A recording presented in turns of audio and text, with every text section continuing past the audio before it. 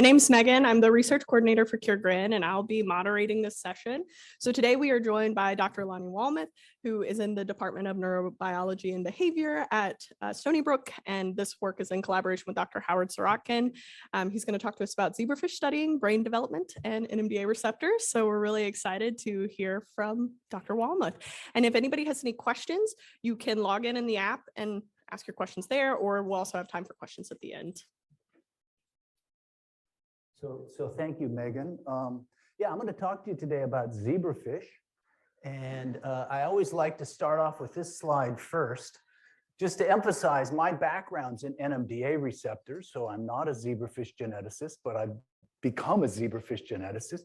And that's mainly because of this individual, and also partly due to this individual right here. So we have several people working on our zebrafish project, but Josiah Zuidsman was sort of the pioneer and one of these outstanding graduate students who kind of help you get a project going. And he's now moved on to a postdoc at UPenn. But again, he's a zebrafish geneticist, although I now call myself a zebrafish PI.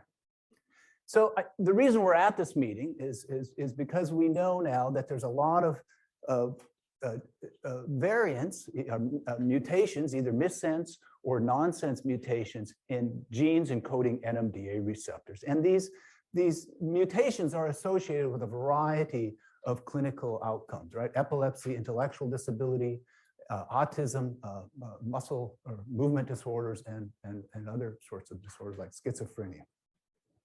And when these are first identified in the patients, I think there's sort of four general questions we always want to ask. And the first one is, does the variant contribute to the clinical phenotype? And this entails really just sort of basic characterization of whether, especially for missense mutations, whether that change in the amino acid side chain changes the function of it. Is it a loss or gain of function?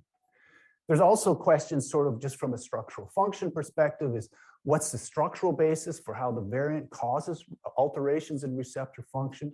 But really what I'm going to talk to you today are these two topics here, mainly this one here. And then the question is, how does the altered function of the NMDA receptor contribute to the clinical phenotype, one?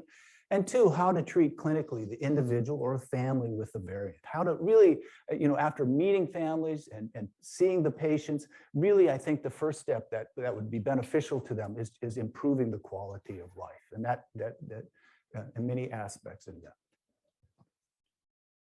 But when we think about glutamate synaptic transmission, as I've done throughout my career, I've been working on this for 25 plus years, I think about glutamate in the sense of being present at a synapse, right? And then we get this presynaptic action potential that causes the vesicular release of glutamate, which is represented in black, that interacts with these postsynaptic receptors, AMPA and NMDA receptors. And then that leads to this biological signal. Typically, we think about it in terms of ionotropic function. And what I think I want to emphasize today, and I think we've seen it in some of the earlier talks today too, is we've got to go beyond this role of NMDA receptors as a synaptic protein, that it's going to be involved in many aspects. And the one aspect I'm going to emphasize today is the role of NMDA receptors in brain development. Sorry, my thing didn't hit.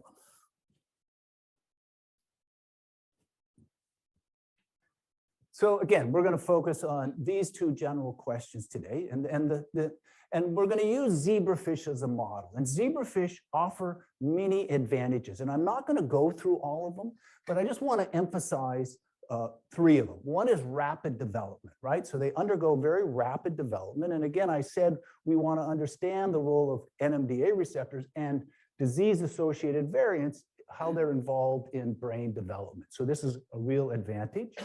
They also display really well-characterized larval behavior. And we can use this larval behavior as at least an initial representation of brain circuits and dysfunctions in those brain circuits. So it's a very straightforward way to do that. And then we can delve into deeper as to why this might be changed. And the last one is these high throughput drug screens. And I'm just going to touch on this because this is on our agenda, but we're really not there yet. And so what's the advantage of zebrafish in this regard? Well, first of all, zebrafish absorb drugs across their gills, right? Second of all, depending on the behavioral assay, you can do up to 96 animals at once. So the potential for high throughput screens, it far exceeds that with what you can do with a rodent model, for example. Again, we're not going to get into this today, but it's really high on our agenda to start moving forward to do that. And again, so what I'm going to tell you is, okay, so we're interested in zebrafish. We're using zebrafish to understand NMDA receptors and disease-associated variants. Ultimately, we want to start doing high throughput drug screens using sort of 96 well plates where we can sample a lot of drugs. But what I kind of want to talk to you today is a sort of a different aspect. What we're really also using zebrafish is to sort of understand how alterations in NMDA receptor signaling lead to disrupted brain circuits. And we believe, as well as many other labs believe, that understanding how these disrupted circuits arise may lead to novel therapies. Again, maybe we need to think beyond NMDA receptors, PAMs and NAMs, and pore blockers, and start thinking about other systems that get disrupted in this process. So just to give everybody a little bit of guidelines for zebrafish. So again, you're gonna hear me reference periodically this days post-fertilization. So that occurs at day 0. And again, this is an egg, so all this process occurs externally. So it's much easier to study than in rodents.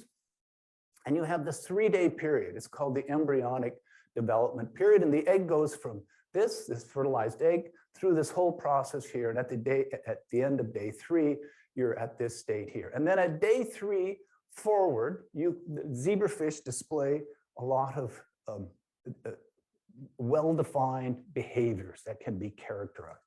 And the one I'm going to talk about today is social interaction. So again, social interaction deficits, they're hallmarks of neurodevelopmental disorders. So we're going to use that as a hallmark of disruptions in the signaling in a brain circuit as a first step. So one of the disadvantages of zebrafish, about 3 million years ago, they had a gene duplication. So rather than having just one gene, as we have in humans, you actually have 2 paralogs. Now, and that occurs for these major subtypes of GRIN. Now, in ways that can also be advantageous. So in rodents, knockout of GRIN1 is embryonic lethal. So you can't study it. It turns out if you knock out GRIN1A, they're viable.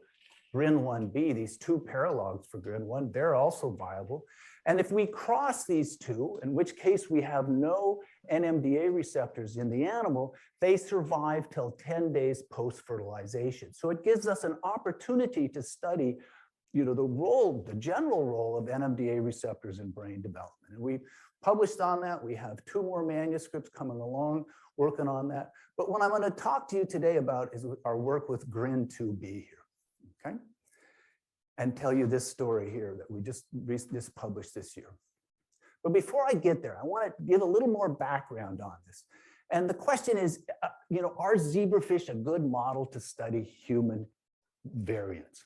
So first of all, what we've done is we've done a sequence alignment. So again, this is in terms of those familiar with the NMDA receptor structure, you have these 4 layers. So this is just one of the subunits extracted out. You can see the amino terminal domain, the ligand binding domain, the transmembrane domain, and this intracellular C-terminal domain.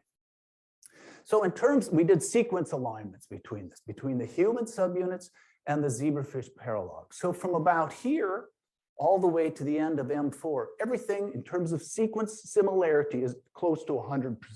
So there's a really high sequence similarity. In the amino terminal domain, there's a little less sequence similarity, but again, the key functional domains in the ATD are highly conserved. Now the CTD gets a little more, less conservation, but it turns out, I just want to point out 2 features of this. The first is that in terms of non-rodent models, or in humans, the GLUN2A CTD is huge. It's very large. It's humans way back here. And zebrafish also have this very large CTD. So just like the humans. And what's important here, and I'm not going to show it to you, is that when you look at the key structure function motifs in the C-terminus of these two subunits in particular, they're highly conserved. Domains like the CAM kinase site, the last 15 amino acid residue, palmitylation sites are conserved. So the key structure function motifs seem to be conserved. And the last thing we did is we went to GRIN portal and we identified unique missense mutations, okay? And we've identified, these again are just unique missense mutations. So there's 64 in GRIN1, 43 in GRIN2A, and 67 in GRIN2B. And you can see these missense mutations are extremely highly conserved in the zebrafish paralogs. And in fact, the only divergence occurs either in the signal peptide or the extreme amino terminal domain. So given this bits of this evidence, and I'm going to show you a little more in that, we're going to argue that zebrafish NMDA receptors are a good model to study human NMDA receptors. Okay, so now I'm going to move over to the story about GRIN2B. It's well known. If you go to Safari, that website, they'll talk about GRIN2B as being a high-risk gene in autism. So we went in, and again, here's another way we verify the similarities between zebrafish and human NMDA receptors as we characterize them functionally. So we've taken the zebrafish GRIN2BB and the GRIN2BA. We're not showing it here. And one of the hallmarks of GLUN2B is it's got this really slow deactivation in response to brief applications of glutamate. And you see, this is what you see in the human subunits, and this property is conserved in the zebrafish. So again, you see a lot of not only structure conservation, but also functional conservation between this. So we used CRISPR-Cas. Again, we can inject the reagents into these cells. We put in lesions in the M3 transmembrane segment. And then what happens is you generate these early stop codons. And then we do a bunch of these, and then we decide to take the one that's the earliest stop codon. And when we look at antibodies, there's no GLUN2B detectable in these brains. Now, one of the differences is, again, in rodents, so I should say we did that for GLUN2BA and GLUN2BB. We cross those animals. And these are what we call the GRIN2B minus. So these are, again, animals without any GLUN2B subunits. Now, in the rodent, they die, and it's believed that they die because of a suckling deficit. So again, here's an advantage of zebrafish. They don't have to suckle, so presumably they're able to live to adulthood, and we can cross them and carry on experiments with that. So here's this social preference assay that we're using. And again, it's got 10 lanes in it. We can just focus on one of these lanes here. And so this fish here cannot see the fish in there. So really, it's just this what occurs in the lane. And at the end of each lane is a glass here and here. Here it's empty. And here we have a con-specific animal here. Okay, so we put fish in there, and then we randomly or not arbitrarily divide this into 4 zones. So there's zone 1, 2, 3, and 4, with 4 closest to the con-specific. So you can see at 1 week post-fertilization, or 7 days post-fertilization, the fish pretty much spends its time randomly in these 4 lanes, or these 4 zones. By 2 weeks, they're still showing some pretty random, they're showing a preference here. And then by 3 weeks post-fertilization, they're showing a significant preference to occupy the lane adjacent here, and this effect is even stronger. And this had been defined before, that zebrafish display this strong social preference that develops and reaches sort of maturity at 21 days post-fertilization. So again, that result I showed you there is just replicated here. We're now displaying it using what we call the social preference index. So 0 means there's no preference. 1 means they're spending all their time in zone 4. And you can see with development, there's no preference here, and then that the preference starts developing in wild type. In contrast, in these GRIN2B fish, so these fish who do not have the GLUN2B subunit, they do not develop social preference, okay?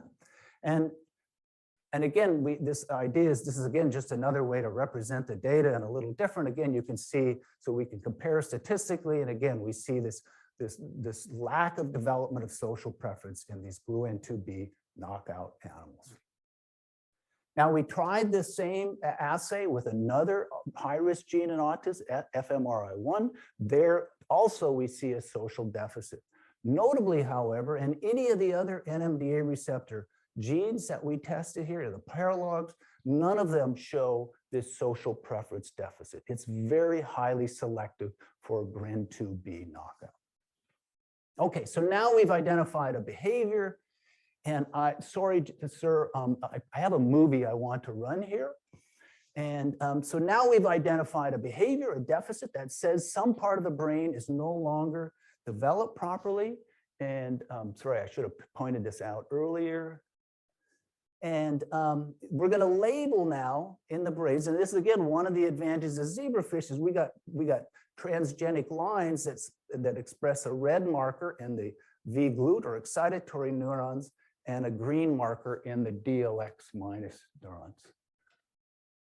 Are you able to get that movie going there, sir? You should be able to forward right into it. Okay.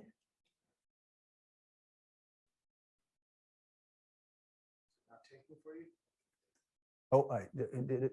I may have walked past it. No.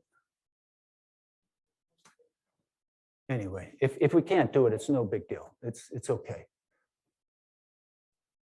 Should I hit my button now? It's not initiating the movie. It's the movie? The cue forward is not initiating the movie. Is it embedded into the presentation? It should be. Yeah. It's okay. If it doesn't show, it's okay. What you would see if you go through this movie is it would display a zebrafish brain, and it would just start from the ventral side moving down through the dorsal side, sorry, moving down through to the ventral side. And you would see a lot of red, you would see a lot of V-glut, and you would see a lot of green, right? So we see a lot of that, both red and green, both glutamatergic. But we went in and then quantified the expression using this brain browser. And this again was done in collaboration with Harold Burgess at NIH. And what we identified was that there was one brain region, the subpallium, where we saw a dramatic reduction in the number of DLX neurons. So now DLX again is a marker for GABAergic interneurons. And again, we can just see this. I'm not going to go through this in detail here. This we're now labeling. We're using a little different labeling or color scheme here. We're just identifying the cell-rich region in white. So again, here's the subpallium. And then here's the preoptic area. And these are going to be two critical areas. This is neural pill here, the magenta areas here. And in both of these two areas, in the subpallium and the preoptic area, we see a dramatic reduction in the DLX. So in the rest of the brain, we see no change in the number of excitatory neurons, but we see this reduction here. And this region in the brain, there's two interesting things about this region. One, in the mature animal, the subpallium it's kind of always hard to draw an analogy to human brains, but it's the part of the brain that's implicated in the social interaction, okay, in the mature animal. And two, this region is the region where it's the major birthplace for GABAergic interneurons. So this is where most of the GABAergic, and it's analogous to the lateral and medial geniculate in rodents. So somehow it appears that the presence of GLUN2B has at least one function, is to disrupt the development of GABAergic interneurons. Now, again, those who are familiar with GABAergic interneurons know there's a wide variety of different GABAergic interneurons here. And which of the particular subtypes are disrupted, we don't know. Studies are ongoing to attest that. But again, what I want to emphasize is it may or may not be the glutamatergic input to these interneurons that are important, but what is clear is we're seeing a fundamental change in the population of these neurons, and that may or may not contribute to this social interaction deficit. So again, now it's suggesting maybe we should also think not only of glutamatergic signaling, but also GABAergic signaling in treating patients in particular. There's many other questions that come up. So these DLX interneurons, they're located in the right place. Whether they're directly involved in the social interaction deficit, we don't know. And it could also be that gluN2B impacts other neuronal populations that have been shown to be involved in the social interaction, including cholinergic, dopaminergic, and oxytonergic neurons. And now we got to come to this one critical point. So what I've showed you up to now is a knockout, right? It's a complete loss of function of gluN2B. And really, that's not what's going on in patients. And really where we want to start getting to is adding in these disease-associated variants, introducing the loss and gain of function to see whether they, in particular the gluN2B, the loss or gain of function, to see whether they impact interneuron development and social interaction. And to do this, we've introduced into the lab what's a technique called prime editing. And when I say we introduced into the lab, that was Howard Sirotkin's. Again, he's the geneticist. And the advantage of prime editing is it combines a Cas9 nickase with a reverse transcriptase. And this allows basically, so CRISPR-Cas is very precise in its targeting, but very imprecise in its repair mechanism. And the idea behind this, and really this whole technique was developed by Keith Wong here at Harvard, was to basically fuse the nicking and the repair mechanisms into one unit. And again, we're keep trying to optimize this approach to improve it, and we're changing the PEG RNA, the trans templates. And we've now got, I think we have 8 of them here, 4 of which are now apparently in a germline. So we've now got 4 of these human disease-associated mutations. This is in gluN1, we have 3 there, and then we're now 5 in gluN2B to study them. So we seem now to be able to have them in the germlines. And again, that's a huge step because now we can grow these up, cross them, and verify that there's no additional mutations around there, right? That's always the challenge. Yeah, we could introduce a particular mutation, but we don't want any spurious mutations. And then we want to take these fish and really ask the same questions we've already done with gluN2B, right? We want to come back and say, how do they impact the development of GABAergic interneurons? How do they impact social behavior? Again, with the idea is if we understand fundamental processes that they disrupt, this can lead to potentially novel therapies, again, targeting specific neuron populations like GABAergic or GABAergic signaling or dopaminergic or cholinergic, et cetera. And in addition, now we have these animals, then we can start going through these high throughput drug screens that we would like to move forward with. So again, just sort of quick takeaway points. Zebrafish are a good model to study human NMDA receptors. gluN2B regulates in an unknown way GABAergic interneuron development. Experiments are very much involved addressing that right now in our group. gluN2B is in an unknown way is critical to the development of the social interaction circuit. We don't know if GABAergic interneurons directly are involved in this or whether it's the development of cholinergic, dopaminergic, oxytonergic neurons. And some results I'm not going to show you here, again, is that the NMDA receptors are involved in the timing of neuron maturation. And one of the things we're discovering, as I think many people realize, is again, we think of NMDA receptors at synapses. They're everywhere in the brain and in the body, right? And we're seeing that it's involved, for example, in regulating neural crest development, which encodes or generates many non-neuronal type tissues. So again, I'd just like to thank Howard and Josiah. Most of the work I showed today was with Josiah. Amalia is doing a lot of work. She's joining my lab now as a postdoc, extremely talented, and she knows the anatomy. It's nice to have, I'm an ion channel biophysicist, and now I have to learn anatomy. It's fantastic to have someone with this talent. And then there's Erica Nebbit, who's joining the lab to start expanding on the physiology of the impact.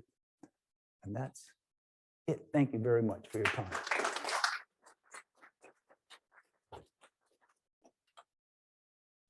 Hello, I see we have people who are at the back there. You guys can file in and take seats. And if anybody has questions, I can repeat questions for you. Yeah, Lonnie, nice talk. Development of these interneurons, but did you, oops, sorry. I'll start from the beginning. Nice talk, Lonnie. Thanks. We're talking about the development of these GABAergic interneurons, but did you ever patch them to see what the electrophysiological properties are like? We haven't patched them. We're setting up to do light sheet microscopy to start out imaging calcium in them, right? So to see they're basically the NMDA receptor. So one of the disadvantages of zebrafish is that it's hard to patch individual neurons. So we're actually getting a Malthner cell prep going in the lab, which will allow us to actually look at synaptic transmission. But in terms of looking at GABAergic interneurons, looking in the brain, we're going to predominantly use light sheet and calcium imaging. And we have GCAM fish going for that. Thanks. Any other questions? Oh, I see a question over there and over here. Oh. Hi, thanks. I am a little bit confused about how you introduce a human mutation into the zebrafish because there is two different genes for the same.